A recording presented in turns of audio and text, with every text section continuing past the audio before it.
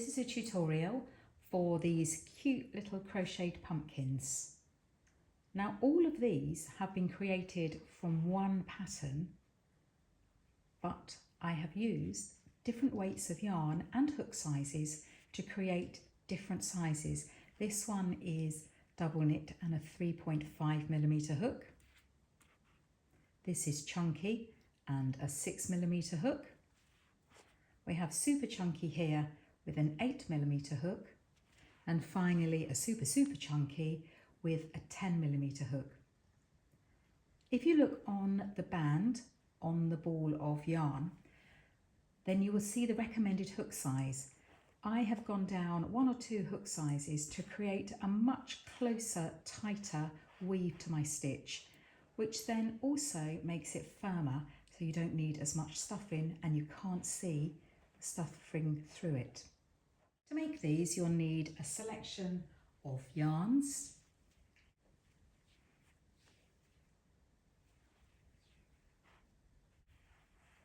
you can also double up your yarn or triple your yarn.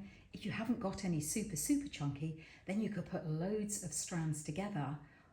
You could put the same colour tones, or even different colours to create a really unique pumpkin. You need a pair of scissors, crochet hooks, a large-eyed wool darning needle. If you have one of these are super useful. It's a row counter. But don't worry, if you haven't got one of these, I will show you how to count the rows. I'm going to be making a chunky pumpkin with a 6mm hook.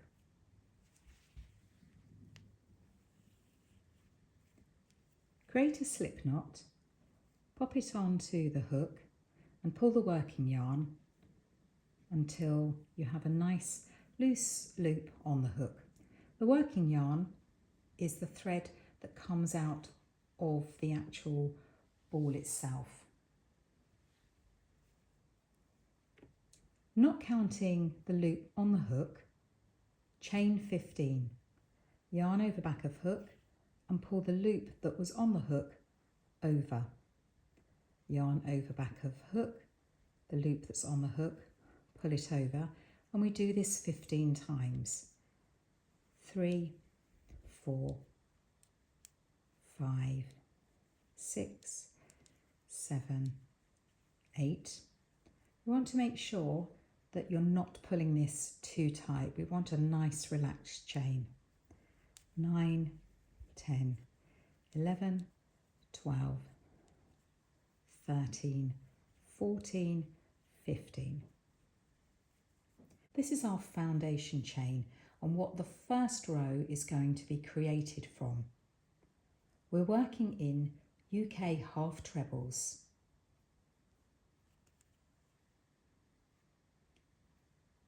The first stitch that has the loop coming out of it, we don't want to work into that one. If we do, we're simply going to be undoing the work that we've done to create that stitch in the first place. So we steer clear of that one. This is the one that we're interested in, the second chain from the hook. That's the first one and that's the second. And in here, we're going to work a half treble. Yarn over hook before we insert it in the centre of that second from hook chain. Yarn over, pull through. We have 3 loops on the hook and yarn over, pull through all 3 loops. Work back along the chain, and in total, although we did a 15 chain, remember we've missed that first chain closest to the hook. We will end up with 14 half trebles. Yarn over, insert into the next chain, yarn over, pull through, 3 loops on the hook, yarn over, pull through all 3. Yarn over, insert into the next chain, yarn over, pull through, 3 loops on hook, yarn over and pull through all 3. A top tip is to make sure that at random intervals you pull the yarn away from the ball. That will help with your tension. What we don't want is the ball pulling against our tension on our hand. Carry on working along the chain until you have completed 14 stitches.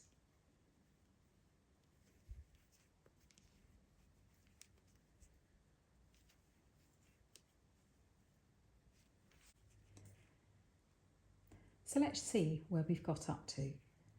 If you rotate this row towards you, you can now clearly see the V's. So let's count them.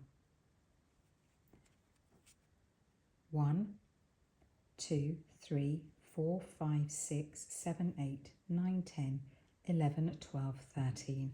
I have one more to do and I have one chain left. We now have our 14 stitches. You can see that it is curling slightly, and that's because I've gone down 2 hook sizes that's recommended. So don't worry, it will all even itself out as we get going. We're going to create the second row, and this will then be a repeat row for the remainder of the pumpkin.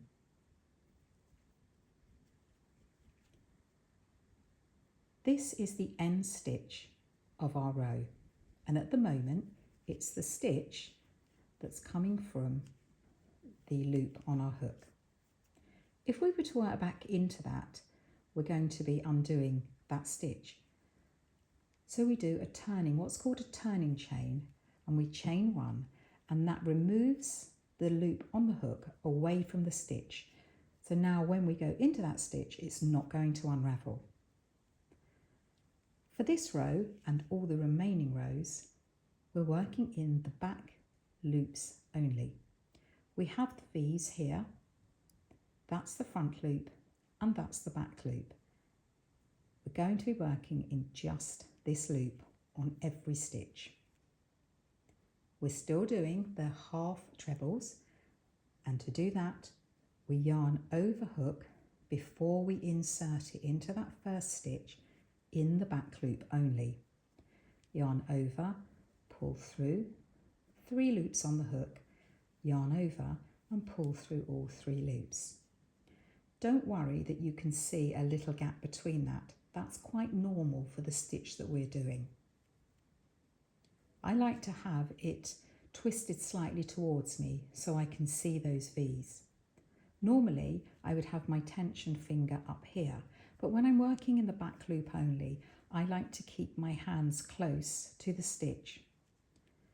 So we yarn over, insert into that back loop only, yarn over, pull through, 3 loops on the hook, and yarn over, pull through all 3 loops. Yarn over, insert into the back loop only, yarn over, pull through, yarn over, pull through all 3 loops.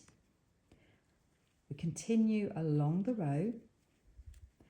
Now I am talking, but I'm trying to count at the same time. If you do lose your way, again, tip it forward and count the V's. So we have 1, 2, 3, 4, 5, and 6, 7, 8, 9, 10,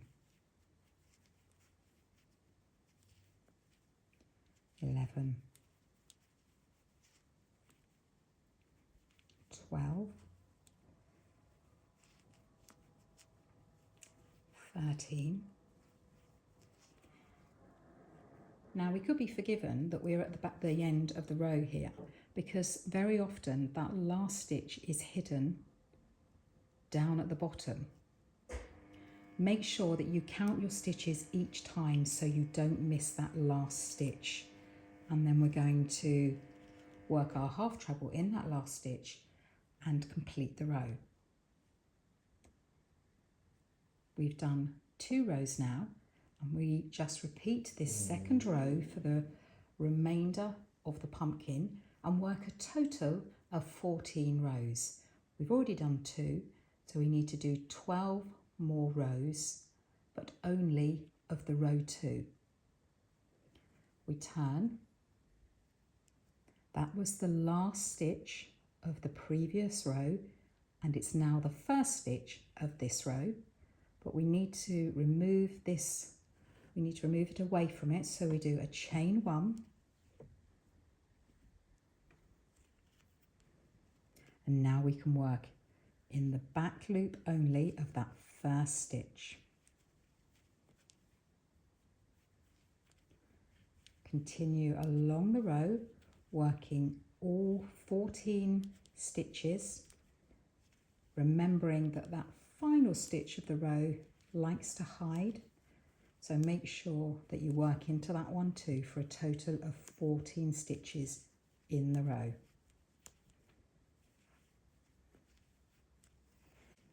That's 13 stitches, and then that 14th one is trying to hide, but we're going to find it and work that final stitch in there. We've now completed our 3rd row. Carry on working in the same way with half trebles in the back loop only until you've worked 14 rows. So pause the video, work your 14 rows, and I'll see you back here. We've now worked our 14 rows. You will have your starting tail on the right and your working yarn will now be on the left. And just to check that you've done 14, if you count the V's, the rows with the V's, as 2, these ones here in between, the V's are behind, but they still count as a row. So that's 2 rows 4, 6, 8, 10, 12 and 14. So we've worked 14 rows. Now we're actually going to create the pumpkin itself. Fold the bottom up to the top and turn it over.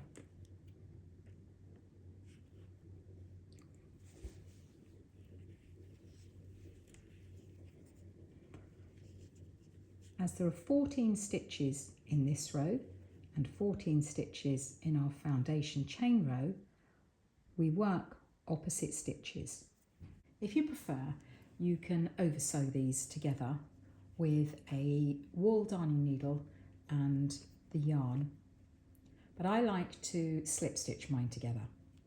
And to do that, this one is in the end stitch, so we pick up the end stitch on the opposite edge and yarn over and pull through all the loops that are on the hook. What you can do, if you want to, is pick up underneath the V on this side and then pick up the top loop on that side.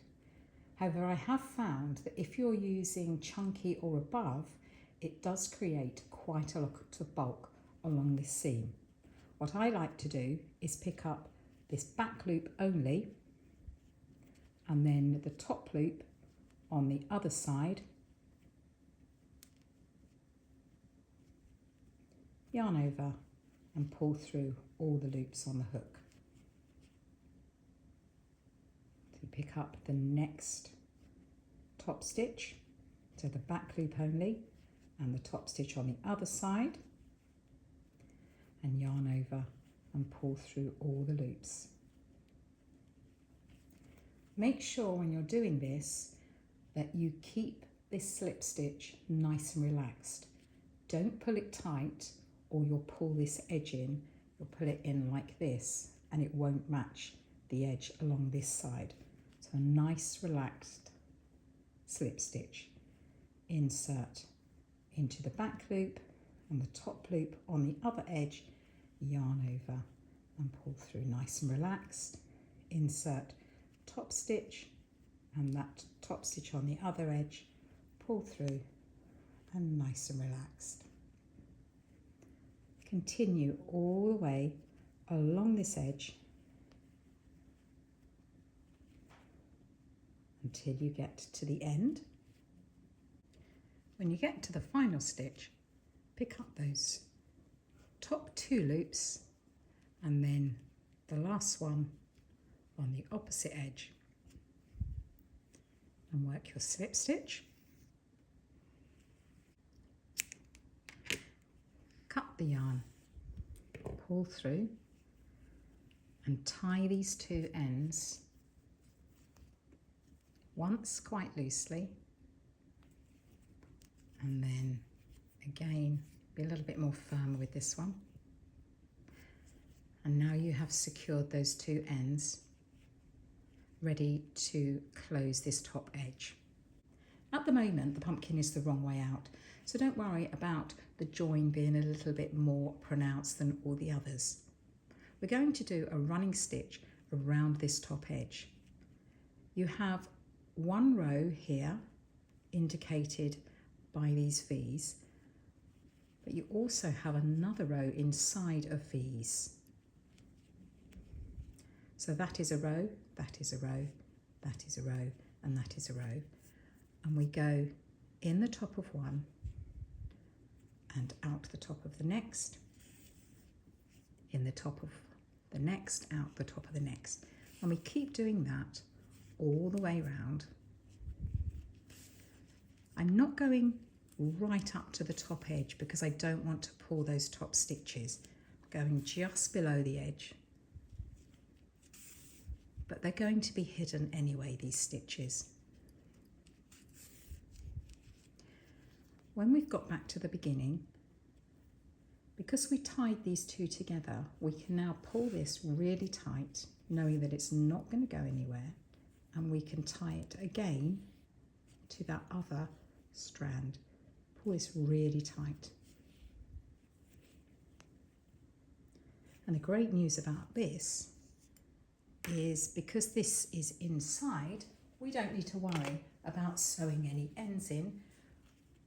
We can cut these ends off. I'm not cutting them down too low. We can cut them off and then turn the pumpkin right side out, and you will see that's closed that end up really lovely. The next step is personal. It's all about stuffing the pumpkin. Because I've used a smaller hook, this is naturally going to be a bit more rigid and a bit denser. And what that means is I don't have to stuff it quite as hard to get a nice firm pumpkin. And that will help to stop the stitches, the stuffing showing through the stitches. Tease the stuffing apart, and this gets rid of any lumps and bumps in there and we create a much nicer, rounder pumpkin. And insert inside.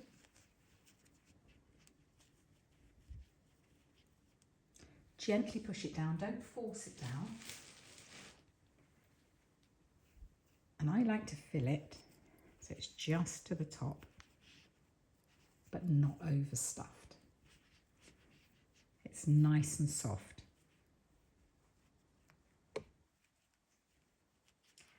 Stuffing will, over time, naturally lose a little bit of volume. So if you do want to put a little bit more in at this point, you can. When closing this end of the pumpkin, we're also going to be creating the sections around here. So we need to have a longer piece of thread. I always like to have more than I need, but the more that you make, you'll work out how much you will need to do this step.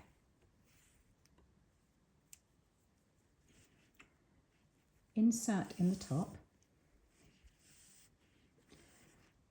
but don't pull the yarn all the way through. Leave a little tail hanging and double tie this. Tie it once and twice. If you were to create a knot and pull it through, when you come to draw it closed, the knot might pull through. This way, because you've actually tied it to the end of the row, then it's not going anywhere. Do exactly the same as you did with the other end. So we go in one row and out the other, down and up,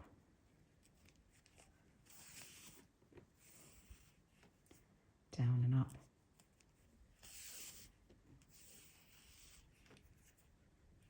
And keep going until you get all the way to the beginning.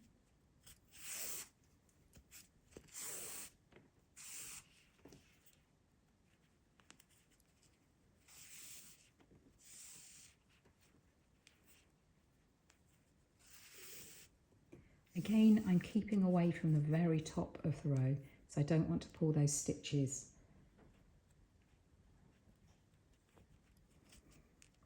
When we're back to the beginning, tuck this end down inside the pumpkin and pull the top closed. Put it nice and tight. And although we're going to be doing another step, I do like to make sure that this has been tied off and it won't come undone.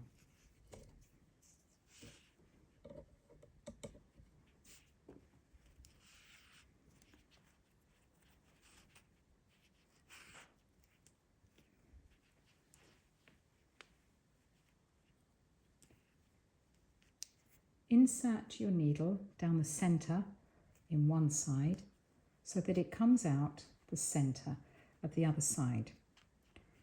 Now this is a fairly small pumpkin, so I'm able to easily do this with the size of the yarn needle that I'm using. But you may find that you need to get a longer needle if you're using the super chunky or the extra super chunky. And then we go back in the same side.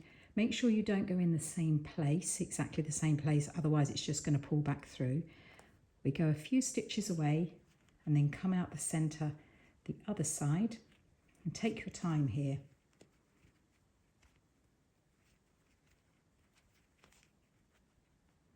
Make sure you get it right. And once you've done that, pull it through and put it tight. Almost at this point in time, it's like a tomato. Now we need to pay attention to the V's. It doesn't matter if they're that way up or that way up. That doesn't matter, but we want to make sure that we now look at this line in between the two V's.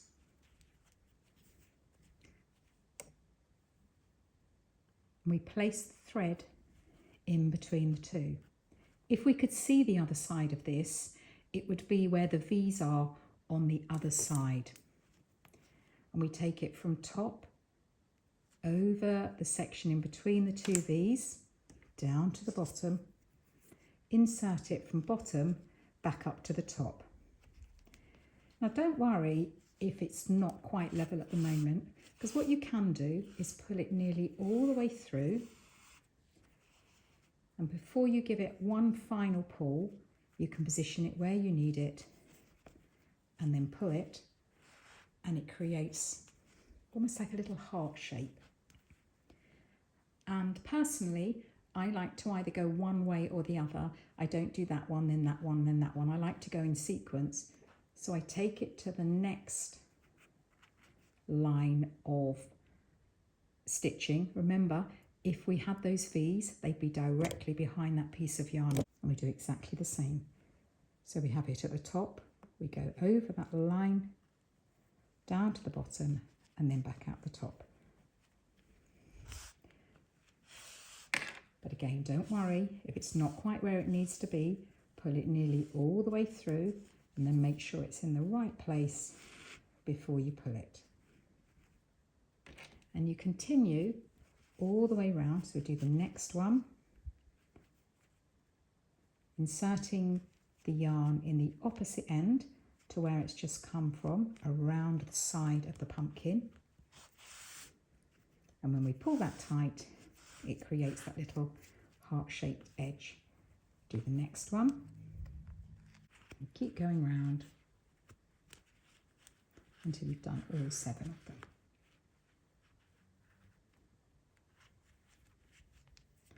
Now don't worry that it may look a bit misshapen, because I've never seen a perfect pumpkin, and it means that each one of them will be unique.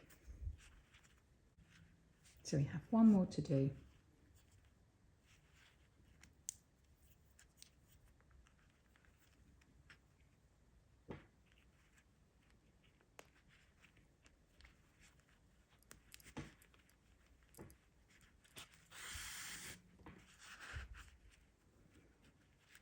And when we've done the final one, you should have 7, 1, 2, 3, 4, 5, 6, 7 segments. And tie this one off by going under a stitch close to where the yarn has come from, yarn over and pull through, and then we feed it through the pumpkin out to the other side, pull it down a bit and trim it off, and then when that segment pops up back, the yarn goes inside and disappears. Now we can create the stem, and this is made up of 6 sections in the base and a little stalk. There are actually 7 sections in the pumpkin, but only 6 here, and I've done that so that they don't match. You can't match them up, which means every pumpkin is going to be unique and look slightly quirky. So that was the look that I was after. And this is how we do it. To make it a bit easier to see, I'm going to be creating it in a plain light yarn.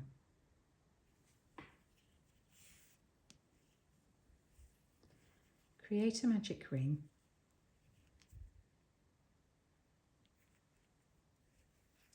And chain 1.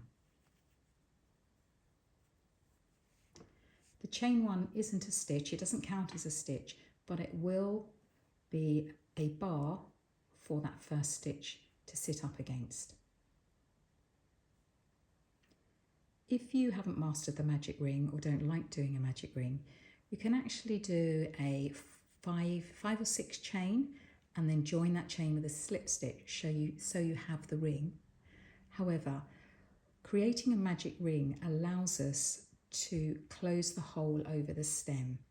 You can still do it with a chain, but what you will need to do is grab some yarn and a wool darning needle and do a running stitch down the centre, around the centre of that ring, and pull tight, but you will see that in the next steps. We're now going to work a series of 6 sequences. The sequences are all the same and they consist of 1 double crochet, 1 treble, chain 2 and slip stitch into the second chain from the hook, and we do that 6 times. Double crochet, insert hook into the magic ring, yarn over, pull through, 2 loops on the hook, yarn over, pull through 2. Treble, yarn over, insert into the magic ring, yarn over, pull through, 3 loops on the hook, yarn over, pull through 2, and yarn over, pull through 2. Chain 2, yarn over, pull through, yarn over, pull through, slip stitch in that second chain from the hook, so we miss the one closest to the hook, and then we do a slip stitch in that second chain, yarn over and pull through both loops. And that's the sequence. We need to do it a total of 6 times. We've done it once, so we're going to repeat it 5 times. Double crochet, treble,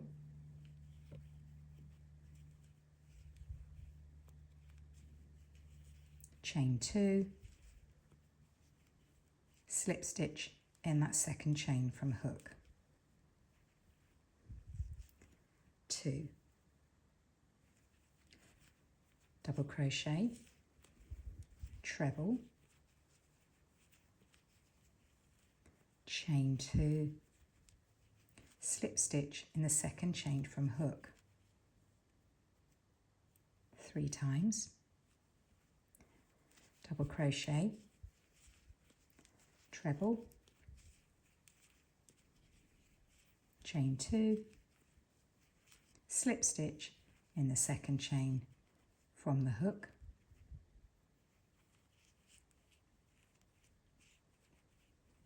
4 times, double crochet, treble, chain 2, slip stitch in the second stitch from hook, 5, and finally one more time, double crochet, treble, chain 2, slip stitch in the second chain from hook, and we close this sequence by working a slip stitch into that first treble of the round.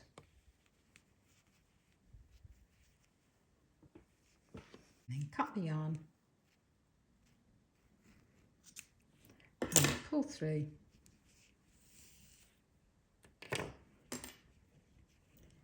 and you can pull the magic ring a little bit closed. We don't want to pull it fully closed at the moment, so you can pull it a little bit closed. The yarn from the slip stitch I'm going to thread through to the back and tie round and off, and just thread it in out of the way.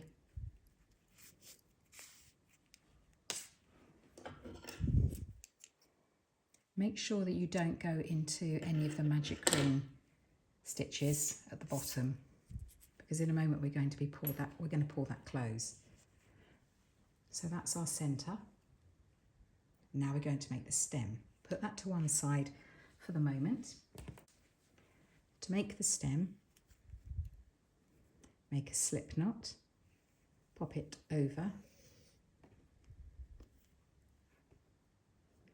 Don't count the loop on the hook, and chain 8. 1, 2, 3, 4, 5, 6, 7, 8. We don't want to go into the chain where the loop is emerging from, so we miss that one and we go into the next one with a slip stitch. Insert, yarn over and pull through the loop. Into the next one, insert yarn over and pull through the loop. Now it's actually better here if you do a tight slip stitch, because what that will do is it will create a bit of a bend in this stem. We go all the way to the end of the chain working slip stitch, and you can see by working quite a tight slip stitch it's made that bend. When you get to the end, we cut the yarn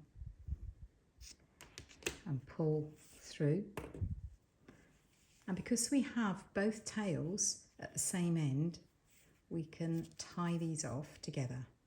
So the first one is fairly loose, and then the second one we can secure. So now we've created our little stem. Now this is again another pure preference as to which side you want to do it. This is the wrong side. You see it's quite bobbly, where this is the right side, which is a little bit smoother in the centre. But it doesn't matter if you have this uppermost or that uppermost on the pumpkin. It's again your choice. Whichever side you choose to have the top, and I'm going to have that one showing, we push the stem up from the back so that we've got the tails now are in the centre.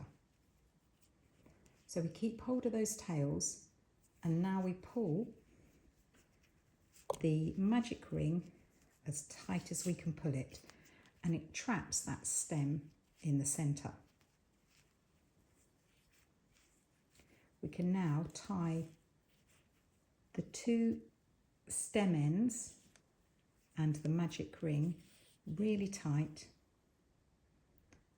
and that will secure that stem in the middle. Now you can see that this is quite, looks a bit like a witch's hat. This is quite a tall stem. So if you want to have a shorter one, all you do is to reduce the initial chain.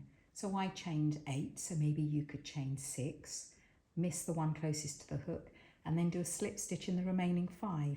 I quite like this size stem, but the great thing is you can have a play and create your own design.